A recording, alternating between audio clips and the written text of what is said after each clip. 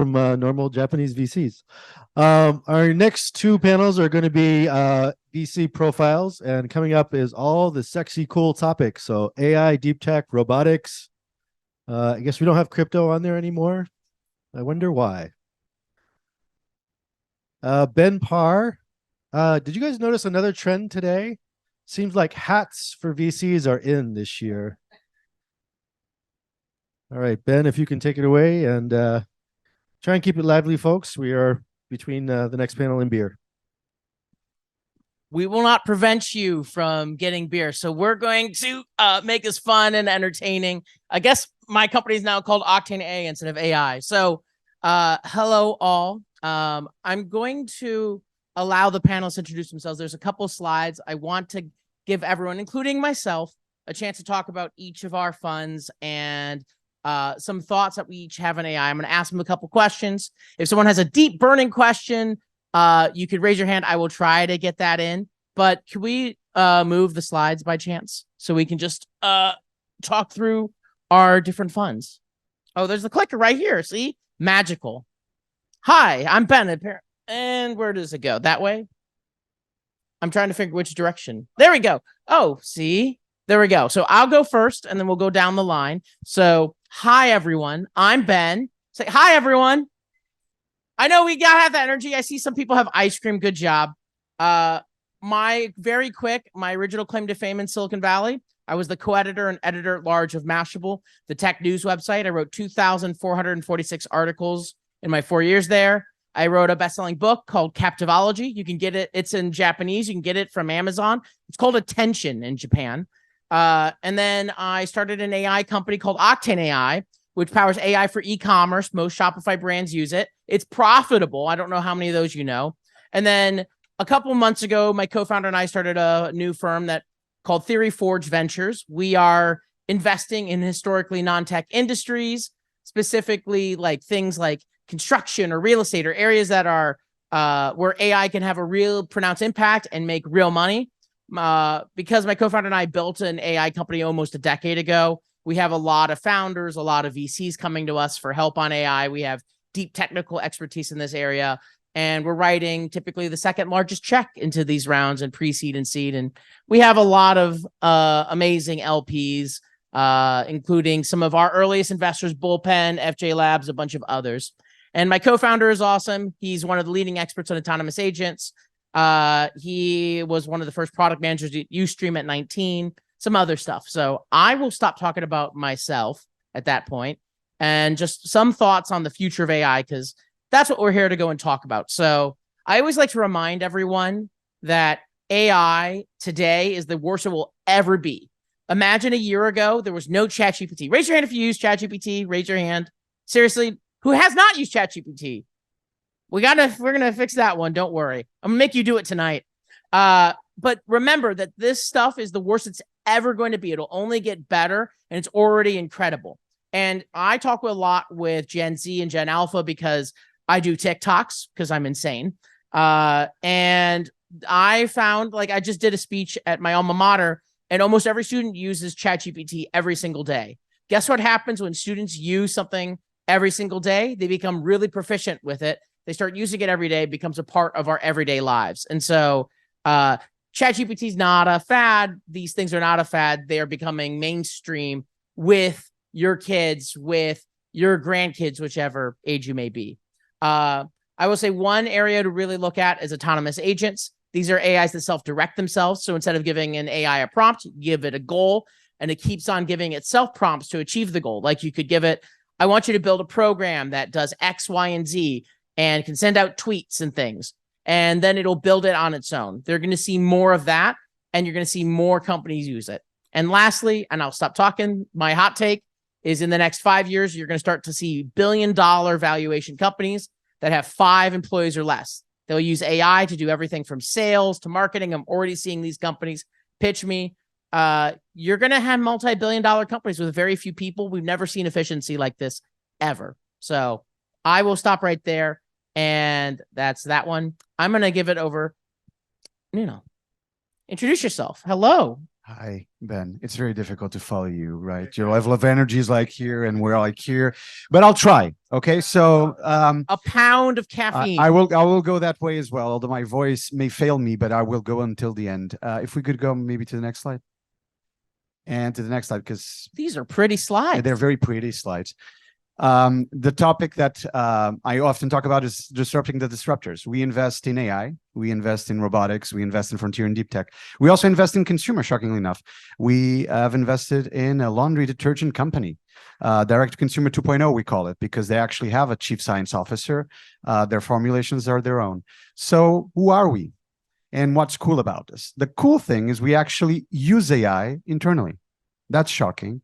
So we use GPTs, not just chat GPT. GPTs internally, we use stuff as funny as random forest regression. Don't ask me about that. We use all sorts of methodologies that are machine learning and deep learning methodologies internally to build an engine, which is called Mantis. And Mantis is an engine that will hopefully not kill us all, but will help us with sourcing deals, do due diligence, portfolio management, and liquidation. So we call ourselves a quant, an AI-driven VC firm. We do 1 to 5 million first tickets. We focus on US, Asia, and Europe. We have an investment in South Korea, about to have a couple of investments, one in Latin America and one in Europe. We have a team that is actually based in the Bay Area, but for reasons that you can easily understand, also has an outpost in Europe. We actually have a very significant tech team. Our tech team is larger than our deal team. And our thesis is really picking the right deals and liquidating them at the right time. We think our job as venture capitalists, as shocking as it may be, is to be fund managers. Actually, it is to be funnel managers. We manage a top of funnel, right? We invest in companies, and then we liquidate them. And where is value created? Shockingly enough, it's not created in shared services. And the reason why it's not created in shared services, although it's really nice to have a lot of assets under management, I would like to also raise a lot more money, is because that's the difference between a 1x outcome and maybe a 3x outcome. Maybe you as a VC can help your startup actually sell for more because you create a bidding war. But you as a VC will not help your startup be a 100x return for you. That comes in picking, and it will come in liquidation. And the industry has actually been very poor at doing it for many, many, many decades. It's one of the areas that has the least innovation. I make this joke, and it's a bit facetious, but software eats the world, but it does not eat venture capital for some reason. Because we all are mythical creatures that are amazing at our jobs, and therefore software will never do our jobs or augment us in doing our jobs better. So anyway, we have a relatively one-of-a-kind playbook. We are not fundamentalist religious people, so we use AI models and platforms, but we also have something called #kin. That's our people augmentation layer. We have actual people that work with us, captains of industry, serial founders, subject matter experts. They help us, they help our portfolio companies, and they help our LPs. We're not gatekeepers, we're ecosystem builders. About me, just to create a little bit of, I guess, some credibility around the table. Ex-McKinsey, APAC, I'm sorry. Guest lecturer at Stanford, Berkeley, and Wharton on a variety of topics, in particular around product management. I do a podcast called Tech Deciphered. We go in depth on a variety of things, a little bit contrarian as well. We don't have guests. We sort of get very enthralled with each other, and so we are the only two people that talk. We do deals all over the world. I've been in the Bay Area for many years. I'm originally from Lisbon. I hope I've helped the Portuguese ecosystem become what it is today in some little way. So if you guys want to talk about that, that would be great. And then beyond that, we have some pretty amazing track record at Chamaeleon. I've invested in companies like Robinhood, DraftKings, Gusto, Verta Health, and App Annie. And I'll go to the next slide because Dave is doing some really bad signals at me. I just wanted to leave you with this. Because of what we do, we see a lot of things. And truly, we have a proprietary network of deals. And if this is the future, I want to be in this future because this is not biased. Everything I'm going to tell you is not in our LPA. It's not our mandate. We don't have an ESG mandate. We don't have a female founder mandate. We assess 24 to 48 times the deals of a typical tier 1 VC firm. If you guys are doing math in your mind right now, that means that our deal team, not our engine, our deal team sees top of funnel around 10,000 deals or more a year. 10,000. not 250 to 500, 10,000. Inbound is a minority, but it's still larger than most VC firms see every year. 45% of our investments that we've already made, our portfolio companies, were outbound. We reached out to them. They didn't reach out to us. This is early stage, Series C, Series A, okay, guys? And 45%, I like the last three numbers. 45% are deep tech, frontier tech. 60% are ESG. No mandate in ESG. We're not a climate tech fund. We're not an ESG fund. 45% are led by women. I am on the board of 4 companies right now in this current fund.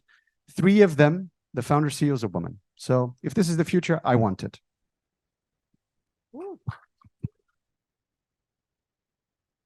I think you matched his energy. I'm not going to do that. So anyway, next slide, please. Oops. All right. I guess my slides are missing, so I just talk through it. So we are an early stage deep tech fund in Silicon Valley.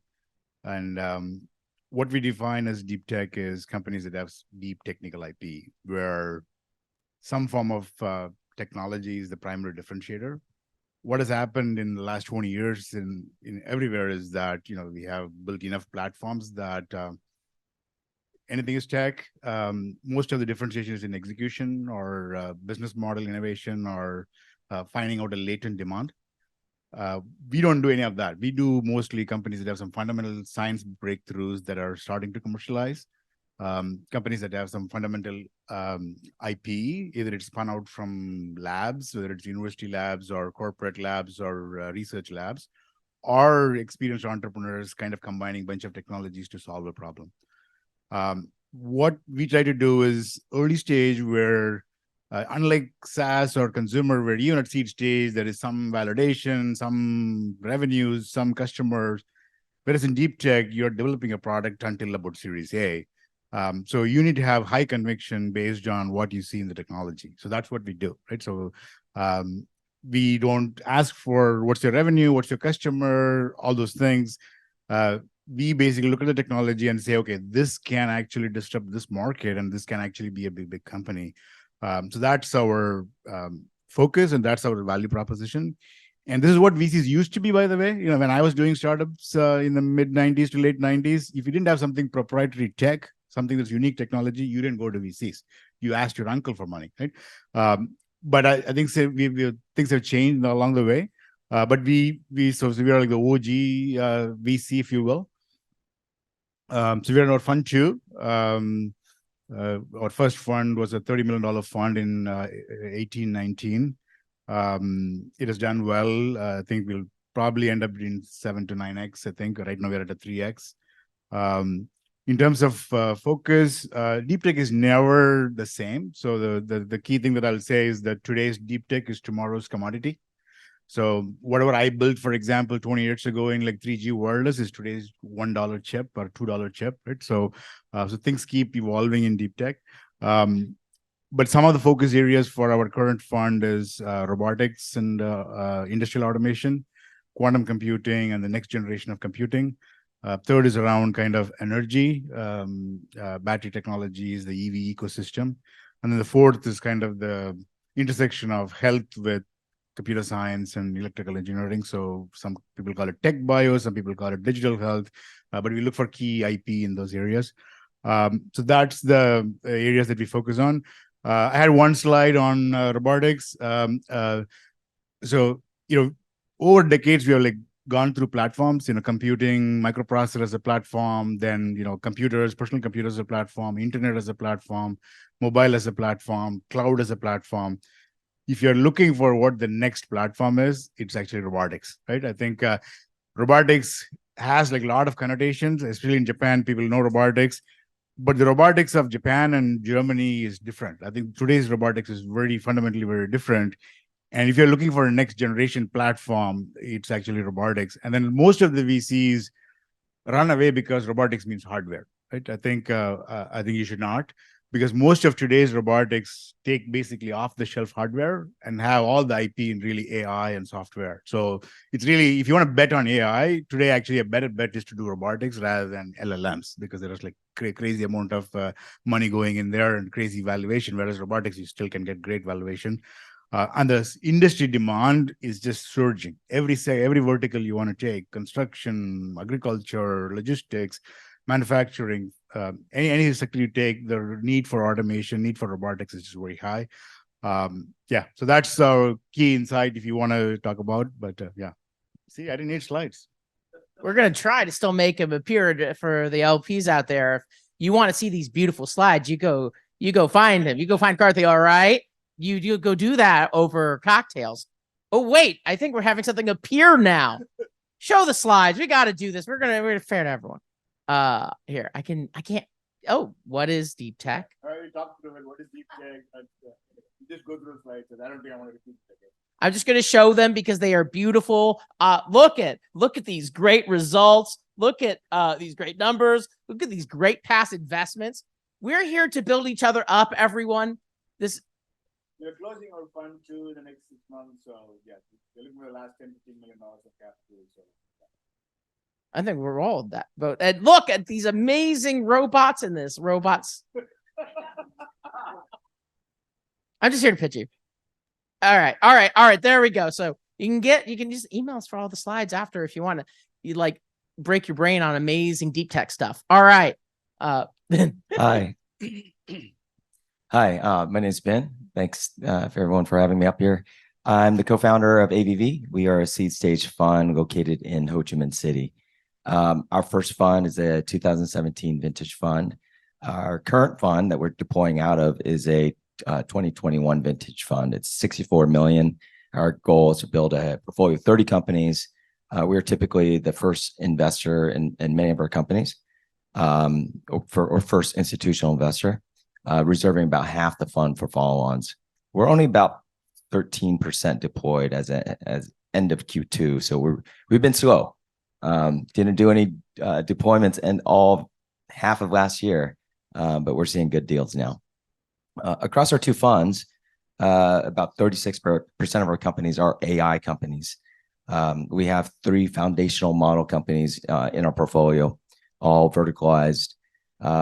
My background, I'm Vietnamese. I was born in Vietnam. I left when I was 1 as a war refugee, arrived in the States, received a computer science degree, and was a serial entrepreneur. Built my last company, which is the AI company, venture-backed, in San Francisco, and then sold it in 2014. Met my co-founder on a trip in Vietnam, and we teamed up, started our first fund, and here I am living in Vietnam. So that's my story. And I've known you for a long time, and I'm really glad to get to have you on a panel. Can we round of applause? This amazing group of fund managers. Only a couple questions. I want to make sure because we have 4 or 5 more amazing fund managers, and then you can have drinks. But until then, we get to ask the generative AI question. Generative AI, overhyped, underhyped, or just right hyped? I would say it's definitely overhyped, but it's great that it's overhyped. For me, the analogy of what's happening right now with generative AI is a little bit what happened back in the day when Apple launched the App Store in 2008. An economy was born, and people all thought, well, this mobile app thing is not different. Well, now we have a mobile app economy. In some ways, now we will have a generative AI app economy. Now, the problem is there's going to be a lot of noise. Like, by the way, we had a lot of noise with the mobile app economy. My first fund was solely focused on that, and everyone called me stupid. I love being called stupid because it means, yes, please, thank you, because it tells me that either I'm totally wrong or I'm totally right and ahead by 5 to 10 years, right? And if it's the latter, that's great. So for me, generative AI, what's happening is we're seeing a lot of interesting companies. We've invested in a few companies that are using it actively. For example, a company called Clade.ai, so CLAID.ai, and they use image batch processing and editing for services that need it. And a lot of services need it, if you think about it. Like, for example, DoorDash, etc., has all these restaurant owners taking pictures, which are actually normally crap pictures, and they're very heavy. And if you're DoorDash, you want to unify how these pictures look like, and you want to make them look better, and you actually want to reduce the traffic to your website, right?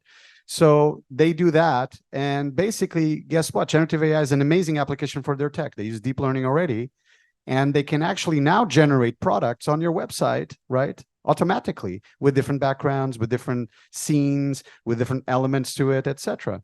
So that for me is a great example of an app economy play. Now, are these guys AI first? They are. Are they going to build the next TensorFlow or whatever? No, right? They are an app economy company, and that for me is interesting. I would say, just as a thesis point and to finalize, in these markets that are overhyped, where there are overvaluations and there's a lot of noise, I like to play in them. I like to play in them because it's a great opportunity to really figure out what's going to work and what's not. And it's very difficult to distinguish what has traction and scales from what is just a feature. And so in those markets, I like playing. But again, for me, overhyped. I think Silicon Valley goes through these hype cycles, right? So AR, VR, drones, crypto, right? So in that sense, yeah, it is. But I think unlike the other ones, which had a lot of challenges that they need to overcome, I don't see as many challenges in this particular one. So yes, it's overhyped. Some of these companies are not going to justify their valuations, but the impact of these companies or impact of this technology is real. And the one that I'm like actually very, very excited about is code generation. And what that means is that like now intelligent systems can be built very, very fast, which is like, coming back to robotics and, highly complex systems. Agility Robotics is one of our investments in humanoid robots. So they have APIs and things like that to interface and whatnot, but now they integrate with the LLM. So any very high level complex function, they could actually very quickly translate it into what the robot needs to get as instructions to go autonomously and whatnot, which was very impressive. Like they could do that, pull it out in like a day. And then I can see that like a lot more complex systems can be now built because of that. So I'm excited. But it is a hype. Whatever. Yeah. My earliest investment, angel investment, was an AI company, and our very first fund investment in Fund One was an AI company. So we've had this practice for some time. I do feel during this current cycle with generative AI, there is a tremendous amount of noise and a lot of danger in investing in the wrong companies. It's gotten so, there's so much value that these companies are building, but you're seeing the inability to really aggregate very large markets because of the lack of proprietary data, distribution, or other mechanisms to keep things sticky. So yes, overhyped. Let me just say one thing. I think part of the issue of generative AI isn't actually the name. I don't know who came up with generative predictive transformers name, but it's not generative, right? It should be maybe aggregating predictive transformers. And I think that's the problem, is people think that these things are generating. These things are aggregating. They're figuring out what should be next in the sentence, for example, right? What probabilistically should be next in the sentence. And that's why we have hallucinations and we have all these problems. So actually, funnily enough, we shouldn't have called it generative AI. I think that would have solved all our problems, and then it wouldn't be overhyped. But branding is so fantastic. Hallucinations instead of calling them errors. I'll say two quick things, and then I have 1 to 2 questions, and then we will move on. One, there's a big difference, I think, for the audience to remember with different technology hype cycles. And I always talk about the usability of a technology. I would argue that certain technologies like VR and crypto have usability problems. It's really hard for the average person to set up a wallet or to have a VR headset to go and use.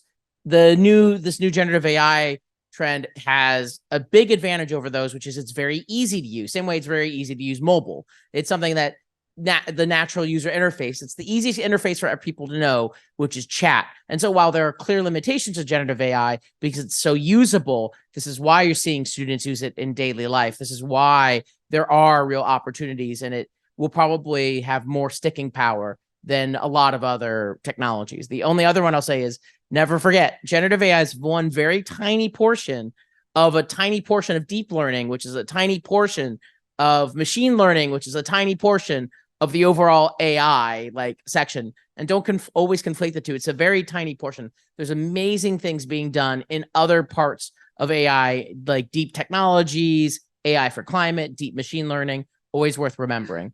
I want to ask everyone 2 last questions, and please be quick about it, because one last question. Where do you think is, I'm going to ask 2. You get 1 sentence each. Where do you think is a super interesting opportunity in deep tech or AI that you're personally interested in? Input and output. I think AR and VR are going to win. It's just going to take a long time. Thank you for the one sentence. Perfect. Computing, you need like more complex computing. So there is quantum AI, whatnot. So the computing is a big area. Yeah. The three foundational model companies in our portfolios are taking a lot of their ex-Google folks who have built foundational models, DeepMind and whatnot, but they're focused vertically on sectors that Silicon Valley doesn't have data on. So Asia leads the world in robotics and manufacturing industrials. And they've created this alignment with a lot of these companies that are very, very incentivized and aligned to actually pay for the compute costs on training these models and providing the data. And so this is a really interesting, opportunity where Silicon Valley and Asia can really be differentiated and create market-leading companies. That was good. Long sentence. I will go simple. AIs that allow you to hire less people. The redundancies in this world can be massively reduced and are already happening in lots of ways. Sales and marketing being the first. The last question, one sentence, one piece of advice for the people, the emerging managers, the others, the people out here who might want to do a fund one day. Be yourself. Don't listen to everyone else around you. Create your own entity. Play from a place of strength. It's this is really, really tough, and we all know it. I'm doing my third fund, and I'm still called an emerging manager. I think I just want to be an emerging manager for the rest of my life. But just be yourself. Play to your strengths. A long time I just followed everyone else. Don't be a lemming. I'll say don't get enamored with size. Bigger the fund, the AUM, throwing around AUMs and whatnot. You need to return the capital and get returns. That's why we exist. So it's not the size of the fund, it's how much you can return. So it's okay to start small, but you return the capital. So yeah, don't get enamored with size. I'm an emerging manager selling an emerging market. So it's as tough as it gets. Good thing I'm not fundraising. I think for the advice here would be, hey, these are really long sales cycles. You're developing a relationship and really try to ask a lot of questions and understand who they are, what their strategies are. I mean, the first meeting should be mostly you asking questions and getting to know them. I'll go with the old adage, following up on you, Binh, which is your network is your net worth. Nothing matters more in VC than the network, both on the LP side and on the startup side. That network is going to bring you the best of deals, and you want to be spending that time now building those relationships. All right. I may find these guys, find us. Thank you so much for an amazing panel.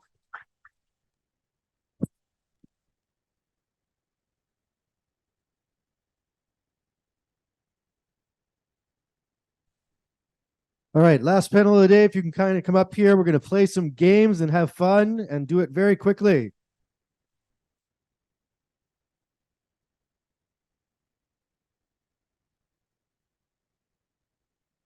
Only Stevie.